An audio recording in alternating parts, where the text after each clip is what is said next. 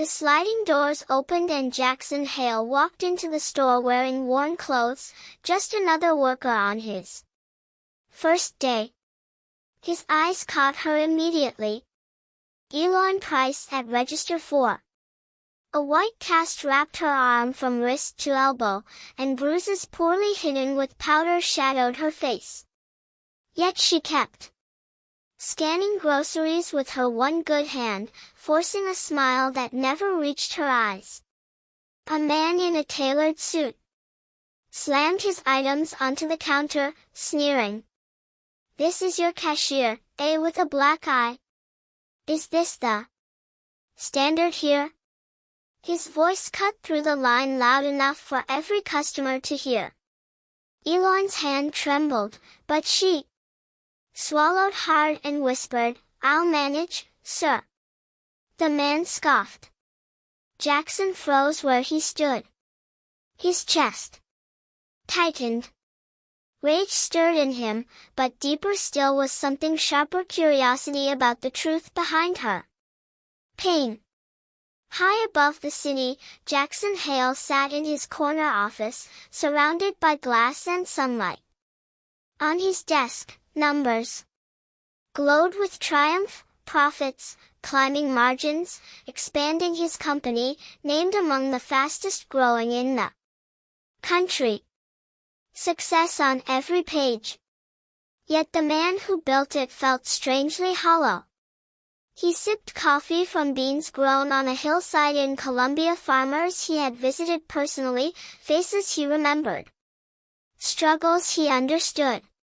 But when it came to the people beneath his own brand, the ones wearing the name tags in his stores, he knew almost nothing. He could describe the soil that nurtured the beans in his cup, but not the bruises hidden behind a cashier's smile. The irony pressed down on him like weight in his chest. Jackson had spent years mastering the empire's numbers. Yet somewhere along the way, he had lost touch with the lives behind them. The silence broke with a knock on the glass door. Sailor Knox, his trusted assistant, stepped inside, holding a plain manila folder. Anonymous letters, sir, all traced to different places, but they mentioned the same store. Jackson opened the first page. In sharp, hurried script, it pleaded, "Someone at Lenox Square is being pushed to the breaking point. Do something before it's too late." Another letter warned of a manager creating fear so deep employees were afraid to speak. The last jagged handwriting was darker. "She comes to work with bruises. Everyone pretends not to see. We're helpless." Jackson's hands tightened. He could see her face again. The young cashier with the cast, the blackened eye, the trembling smile. The letters were no longer warnings. They were confirmation. His pulse quickened, but his decision was clear. Meetings could wait. Reports could wait. If his people were suffering in silence, he needed to step into their world himself. He closed the folder, stood up, and said quietly, "Cancel everything. I'm going undercover." Steam fogged the tiny bathroom mirror as Elon Price leaned closer, dabbing powder over the bruise circling her eye. No matter how carefully she worked, the purple shade bled through, betraying her secrets. Her casted arm hung heavy at her side, every movement shooting pain. A soft voice came from the doorway. "Mom, does it hurt?"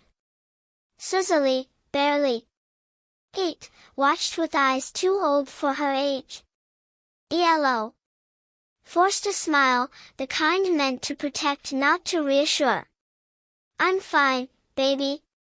It's nothing but the cast," the trembling hands, the silence between words said otherwise.